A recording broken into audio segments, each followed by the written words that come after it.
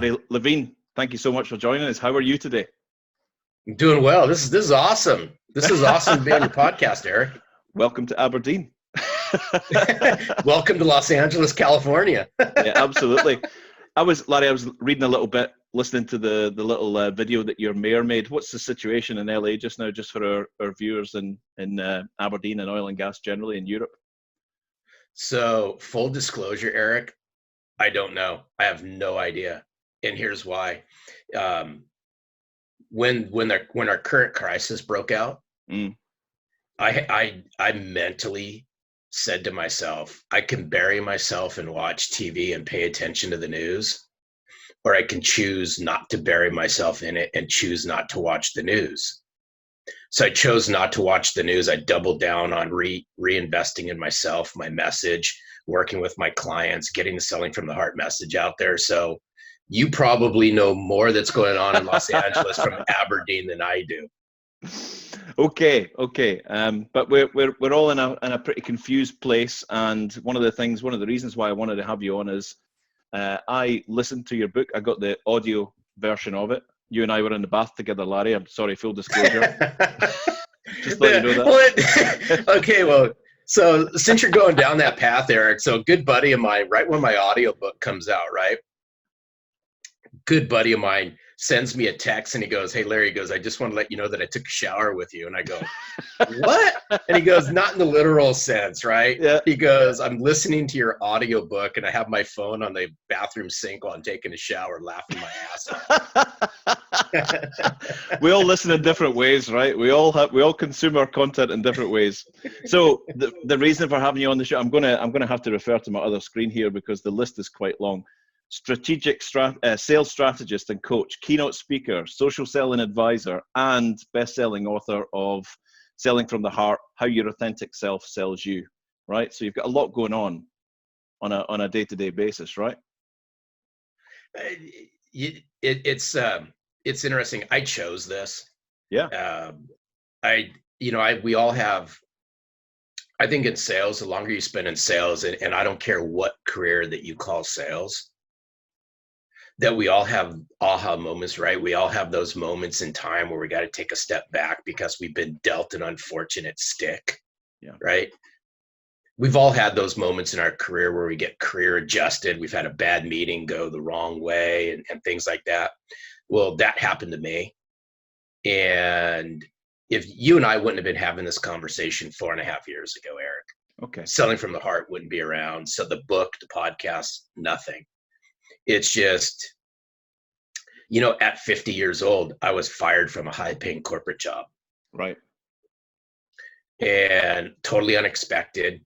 And then right then and there, I had a decision to make. I could go back and just stay in the same sales channel I was in, or I could reinvent myself and recreate who I was. And I chose to recreate and reinvent myself.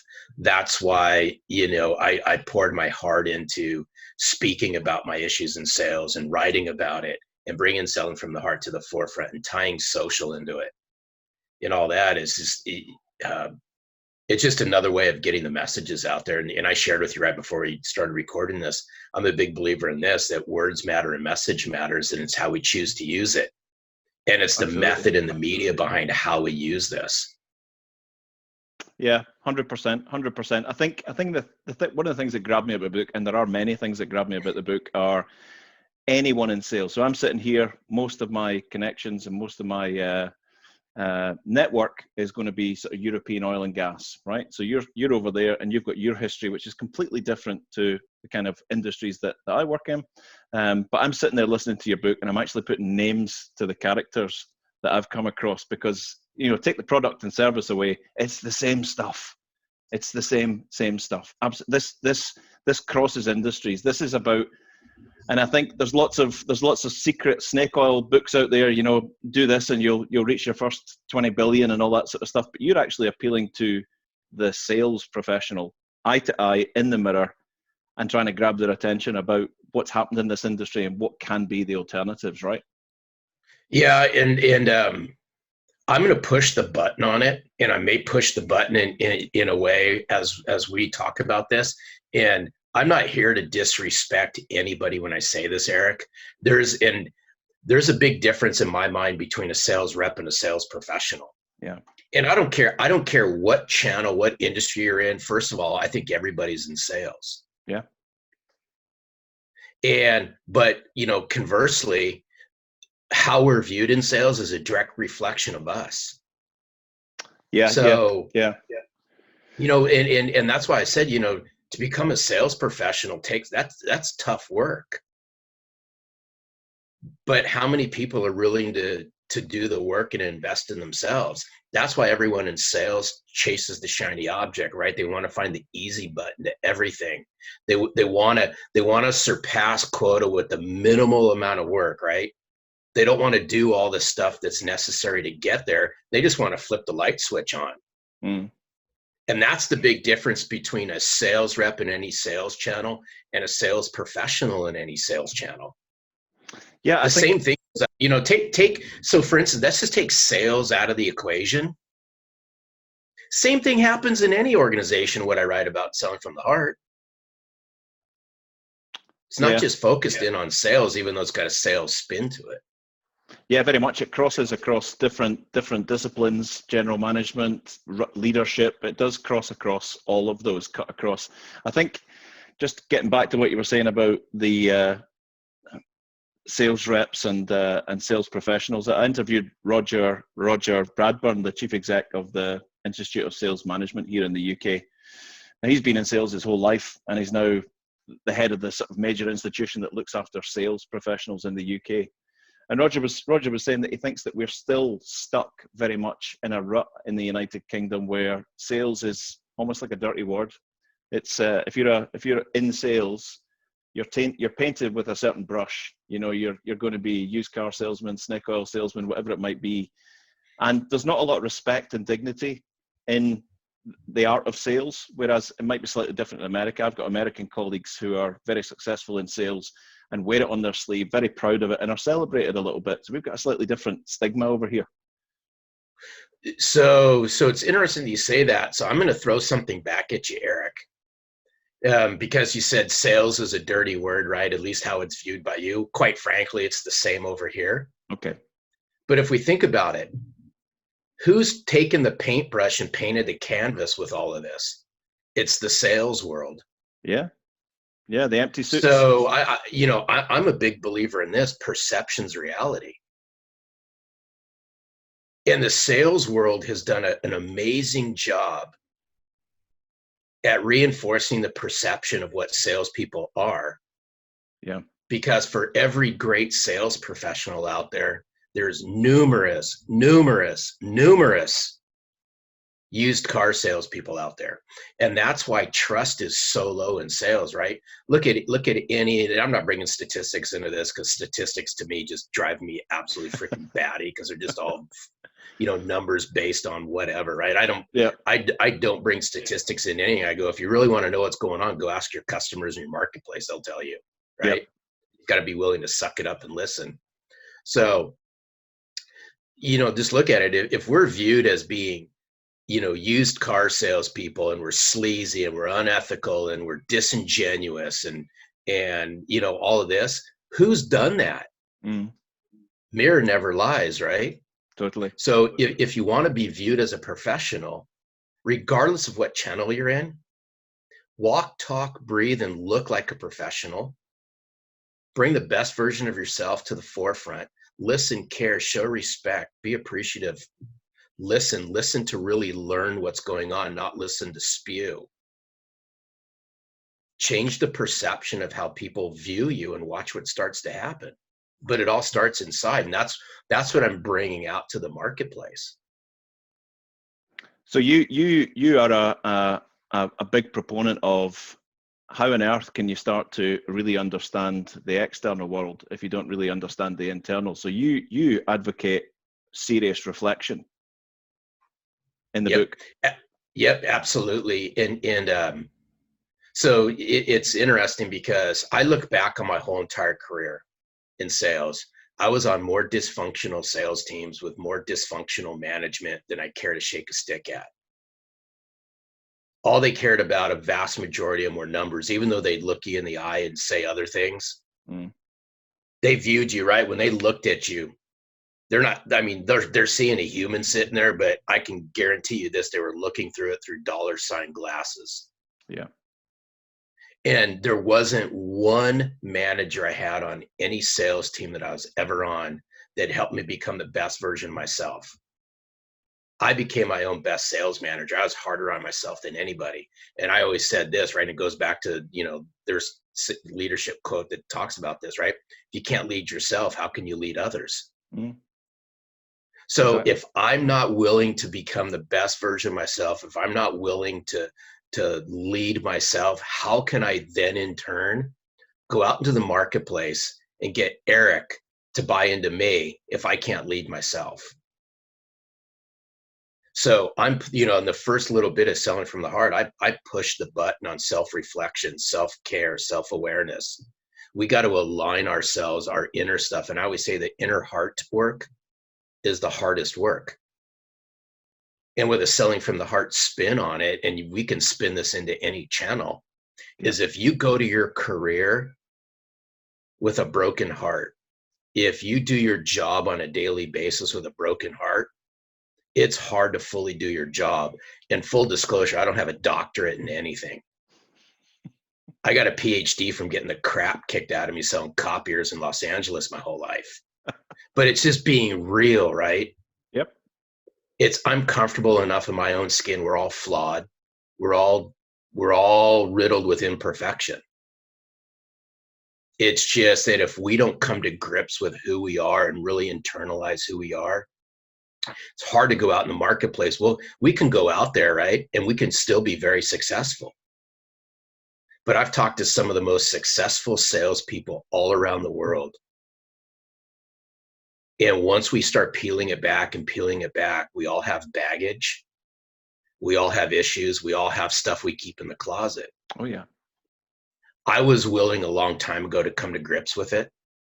And once I came to grips with it, because I'm harder on myself than anybody else is harder on me. So why am I saying all this is once I got comfortable with who I was and I came to peace with it, I started to have a lot more success out into the sales world. That's what I would really encourage salespeople, sales leaders. I don't care what channel it's in. Once you come to grips with who you are and become that best version of yourself, and know that we're all riddled with imperfection, come to grips with it and watch what starts to happen. So you then did all that reflection, and I know that it's something that you regularly do. You regularly check in yourself and reset and reflect. You tuned into the fact that the old business cards and make as many cold calls as you can and get the meeting wasn't really working, and that the authentic relationship building, really understanding your client's needs and being a different type of salesperson was going to make you successful. Was that pretty early on? I know you talk about it in the book, or did that come through hard knocks? It actually came through hard knocks.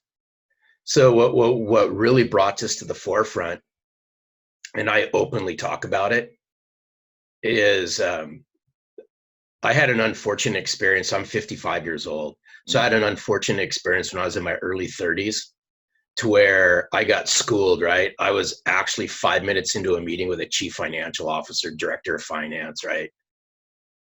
Who abruptly stopped me in a meeting.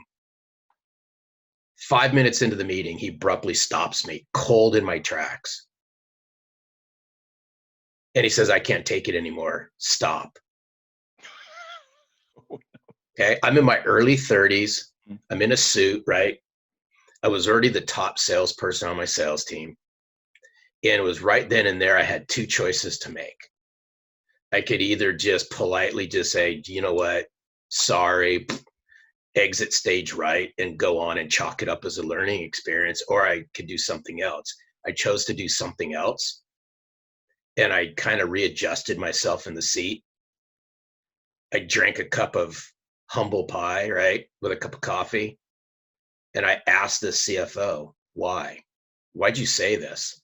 And for 45 minutes, I just took pages upon pages of notes, Eric. Yeah. And what I learned is the whole time, that 5 minutes, all I talked about was me, my company, how great we were, our product, our service, and all that. And he couldn't take it anymore because I was the third copier rep who'd been in that office in a week talking to him. I just happened to be the victim. Yeah. So why am I saying all of this?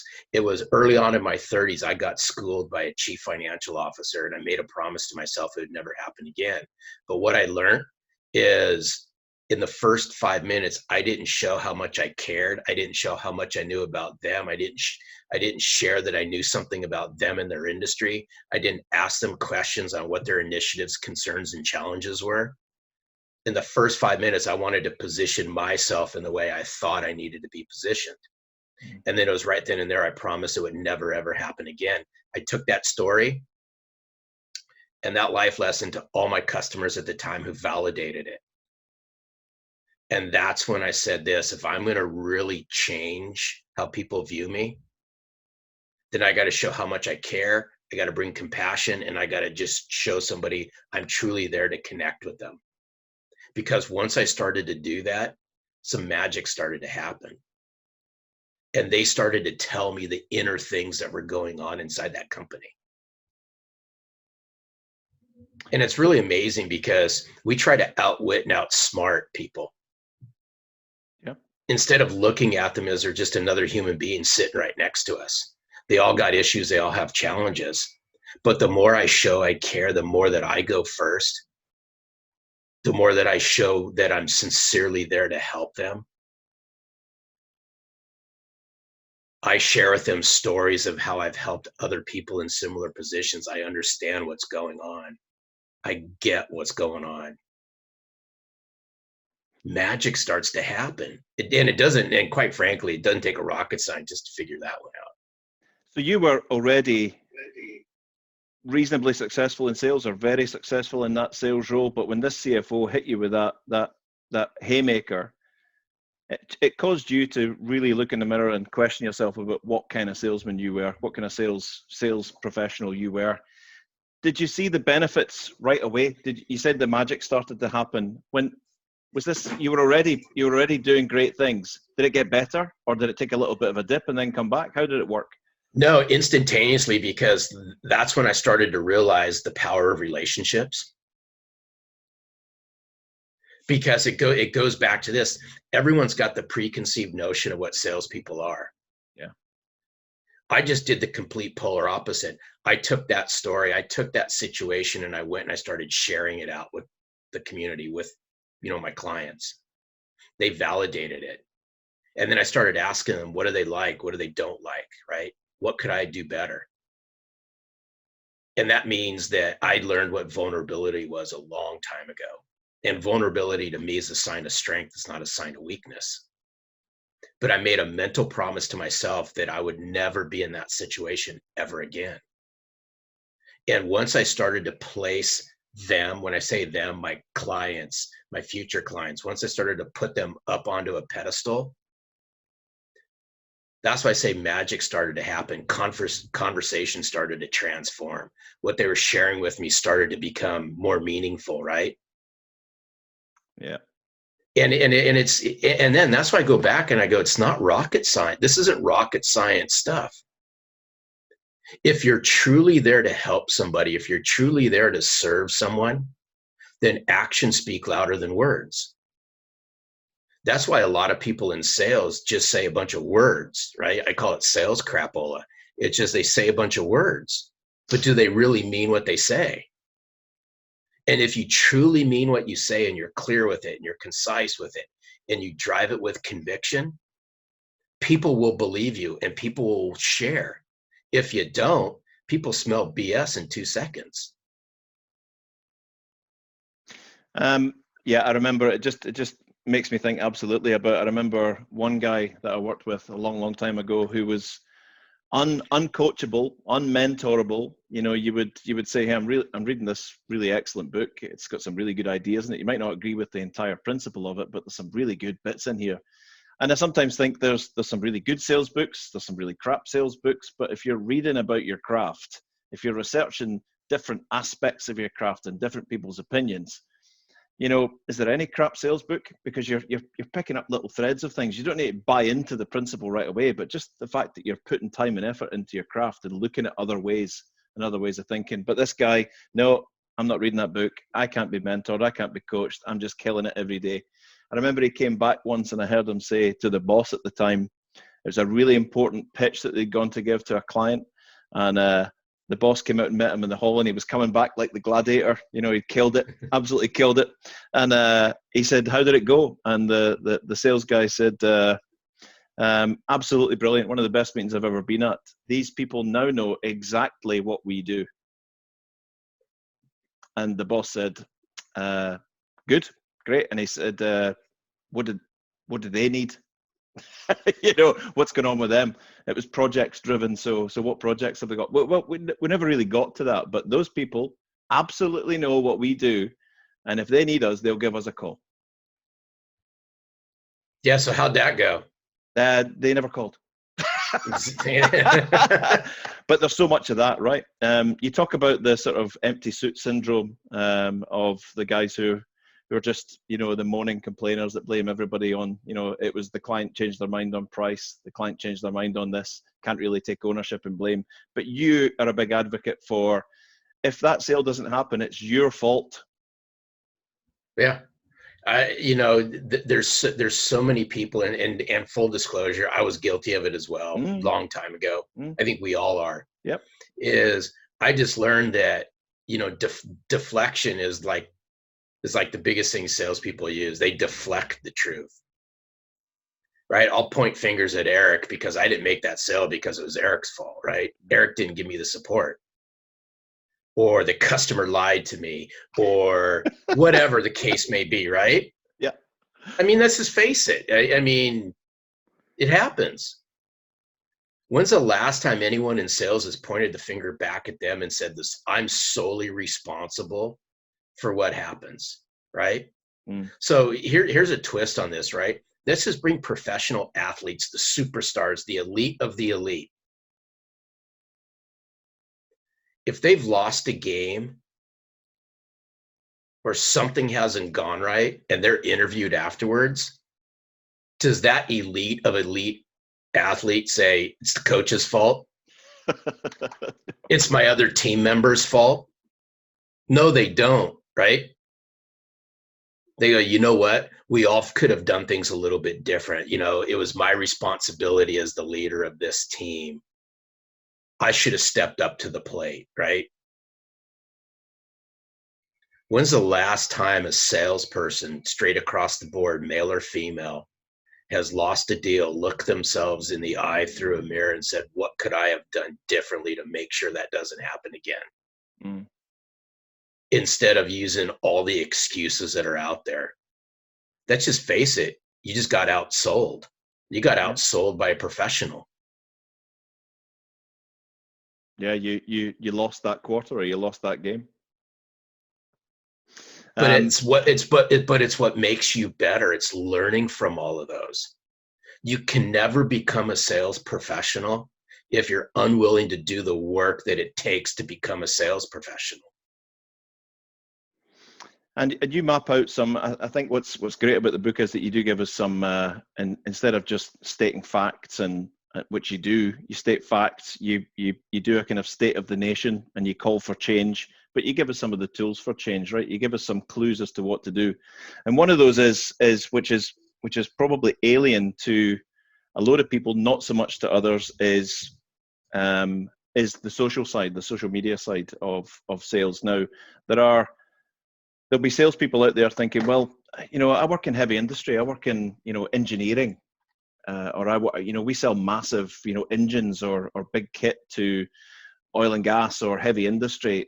How is me going to making a video to put on LinkedIn or Twitter or whatever it is, how on earth is that going to change my position in sales? How's that going to help me?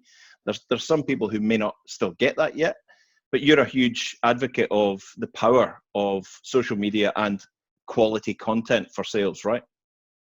Yeah, and I'm not here to say this is how you use social or why you should use social, because there's enough social police out there that will tell people what they're doing right or doing wrong. And social may not trickle into every industry, right? But there's one thing that I'd like everybody to think about is everybody understands that Google doesn't shut down. The internet's always on, right? When it's 5 o'clock and it's time to go home, Father Google doesn't say, come on, everybody, we're going home, and they turn the light switch off, right? So I'm saying this for a reason, is especially with the situation that's at hand as we're recording this, we are now living in a virtual world. We cannot walk into people's offices. We cannot shake their hands, high five, fist bump, however you want to do that. We just can't do that right now. So regardless if you're in sales or any other profession, we got to understand, right? I'm going to encourage people to give thought to, we got to learn how to walk, talk, and breathe in a virtual world. Mm.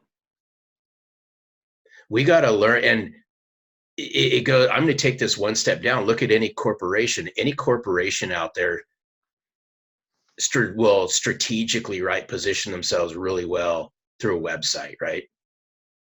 At least I hope they do. Yeah. If first impressions matter, then if people go walking on the internet to find out something about you, what are they going to find? Now, you might not be in an industry that, warrants heavy social use, right? Because, there's enough people out there that make blanket statements. This isn't a blanket statement. Not all industries operate the same. There's a massive difference between, your industry that you came out of, right, Eric, oil and gas, and what I came out of, which is the copier channel. They all understand social media. They all use it to some form or fashion, but it's how it's filtered and trickled down into their client base and so forth that I think matters. But if you want to become the professional that I know everybody can become, learn how to strategically position yourself. First step number one, learn how to strategically position yourself online. I don't care what you do with it past that. You owe it to yourself and you owe it to your career to become the best version of yourself. And when somebody goes to find out something about Eric, what are they going to find out? And that's why I wrote something a couple weeks ago, and I said, how many of you would live in the social house you're creating? Yeah. And then I said, that's why most people would be homeless, because they couldn't live in the social house because it doesn't exist. No, but it's a fact. The supply chain people, we in this industry live in a world where typically the technical people will evaluate a proposal or a tender, and then they'll say, look, it's between these three, go and get the best deal to the supply chain people. So immediately you're now away from technical, and you're dealing with people who are trying to get a good deal.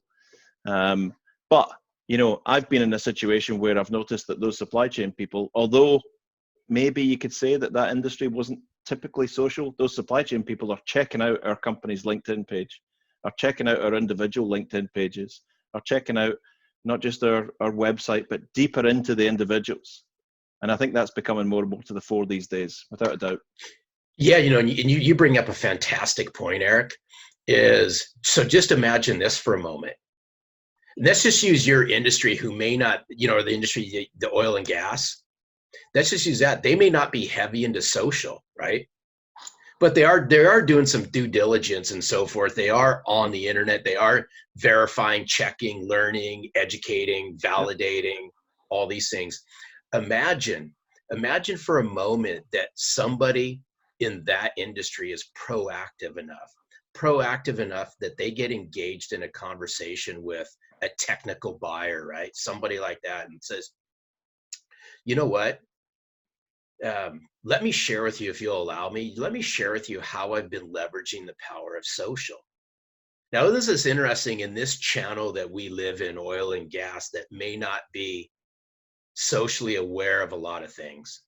Let me share with you over the last 30 to 60 days, some of the things that I've uncovered. So if we can connect on, let's say, the platforms, LinkedIn or whatever, some things that you might start to uncover, right? You'll start noticing that every day I put educational bits of information out there. you'll learn something about me. And quite frankly, you'll see other people posting things, and it's a way to grow your knowledge base.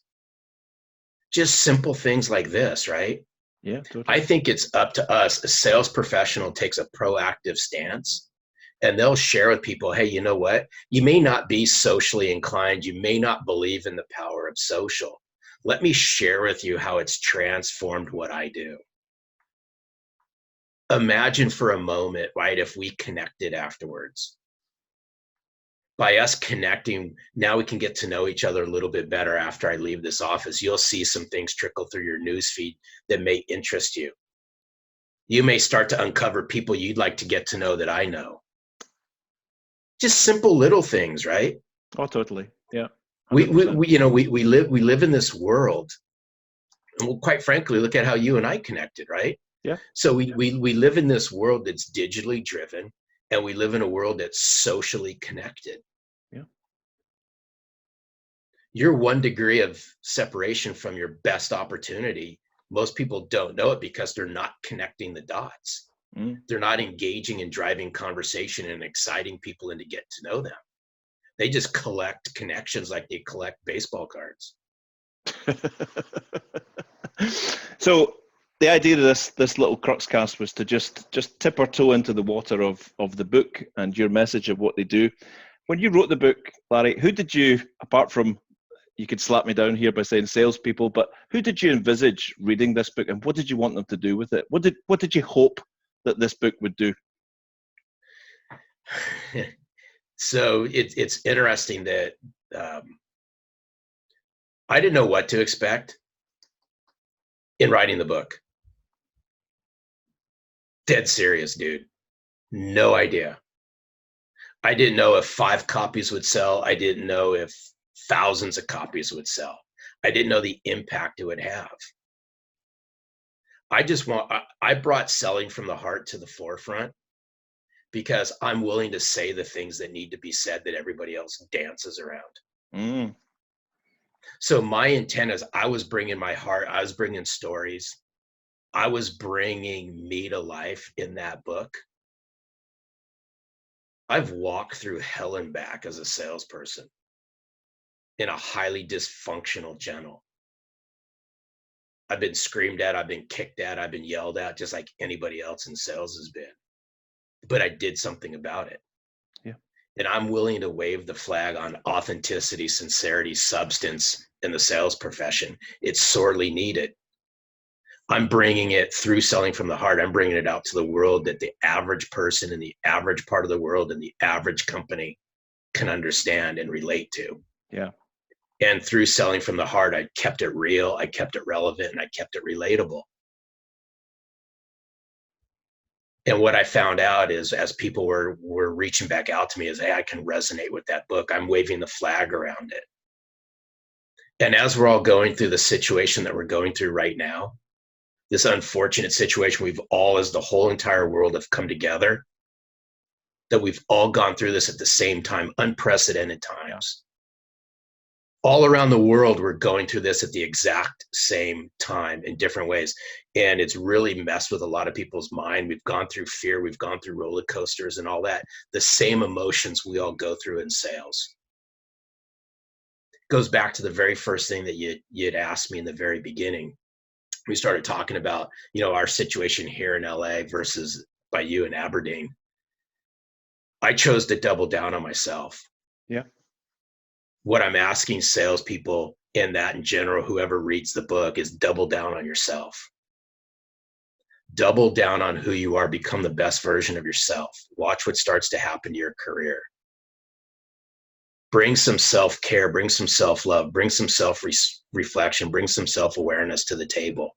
It's your responsibility. It's not somebody else's, it's yours. And that's what I started to uncover as the book has just blossomed. And I'm blessed. I thank God every single day for giving me the ability to just use this in a way to change the profession. I'm just waving the flag on it. I'm not dancing around it. I'm pushing the freaking gas pedal to the floor. Yeah. because the sales profession can do so much better. If we're all going to walk around and say that we're real, we're genuine, we're authentic, then I'm going to, pardon the expression, I'm going to call bullshit on you in 2 seconds if you're just hiding behind it and you're using those words to impress somebody. And that might go against the grain of some of your listeners, and they might throw the middle finger at me, and that's okay. That's right? fine. Yeah. I can't please everybody, nor can you. But if you're going to truly lead a selling from the heart lifestyle, then you got to walk it, talk it, live it, and breathe it. And people can smell BS in 2 seconds. They can smell insincerity in 2 seconds. I poured passion, pride, and I poured every ounce of what I have into that book. And through that book, I uncovered who I really was. And that's what I want people to realize when they read the book, to discover who they really are. I think that's a fitting end to this little teaser for my network on what this book's all about. It's hard hitting. It's heartfelt. It is the definition of authenticity. And I think regardless of where you are in your sales profession, in your career, or if you're connected to sales or marketing or BD or general management, I think this book is well worth not just taking a look at, but doubling down on it and taking a good think about what we are and what we do. So last question from me is, now that you've delighted us and inspired us with selling from the heart, I have a feeling, and I don't know this for sure, I have a feeling it's not the end of the story. I think there might be more to come from you, is there? It's not the end of the story. So there might just be a sequel popping up here in the not too distant future. Right, fair enough. And I'll leave it at that. Yeah, that's good enough. Well, that's great, because it gives us something to look forward to while we're still thumbing the pages of Selling from the Heart. Listen, it's been. I'm off to download the Self-Reflection journal, because I bought the audio version and I need to get the journal so that I can make the notes for my re-listen. It's been an absolute pleasure to meet you. It's inspirational. Totally appreciate what you're doing, Larry, and thanks so much for joining us. No, it's my pleasure, Eric. And by the way, you don't have to download it. Just send me a message and I'll send you the PDF. Oh, that's cool. Thank you so much. Brilliant. I'll do that. You're welcome. Thanks for joining us. All the best. All right. Talk to you later. Bye-bye. Cheers. Bye-bye.